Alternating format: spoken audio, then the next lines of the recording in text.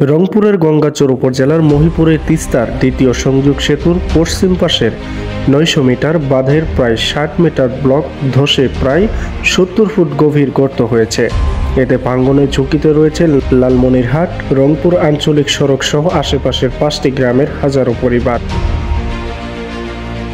স্থানীয়দের অভিযোগ, সেতু রক্ষা বাঁধটি গত ২ দফায় বন্যায় ক্ষতিগ্রস্ত হলেও বাঁধ রক্ষণাবেক্ষণ কর্তৃপক্ষ কোনো ব্যবস্থা নেয়নি। এরপর নদীতে পানি আসা মাত্রই বাঁধের প্রায় ৬০ মিটার অংশের ব্লক ধসে গিয়ে বড় গর্তের সৃষ্টি হয়, যা সেতু ও পার্শ্ববর্তী এলাকার জন্য ভয়াবহ হুমকি হয়ে দাঁড়িয়েছে। সরেজমিনে দেখা গেছে, সম্প্রতি ভারতের পাহাড়ি ঢলে নেমে আসা পানি তিস্তার কমে গেলেও তীব্র স্রোত সরাসরি বাঁধের গায়ে আঘাত করছে। এতে নিচের অংশের মাটি ভেসে গিয়ে ধসে পড়ছে ব্লকগুলো এবং প্রতিনিয়ত একটু একটু করে বাকি সব ব্লকগুলো নিচে নেমে যাচ্ছে।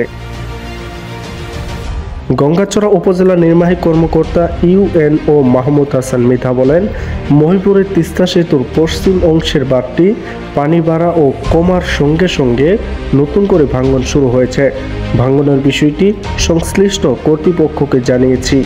গঙ্গাচড় উপজেলা প্রকৌশলী মজিবুল ইসলাম বলেন, ৩ মাস আগে রংপুর এলজিইডির নির্বাহী প্রকৌশলী স্যার পরিদর্শন করছেন, তার সিদ্ধান্তের অপেক্ষায় আছি।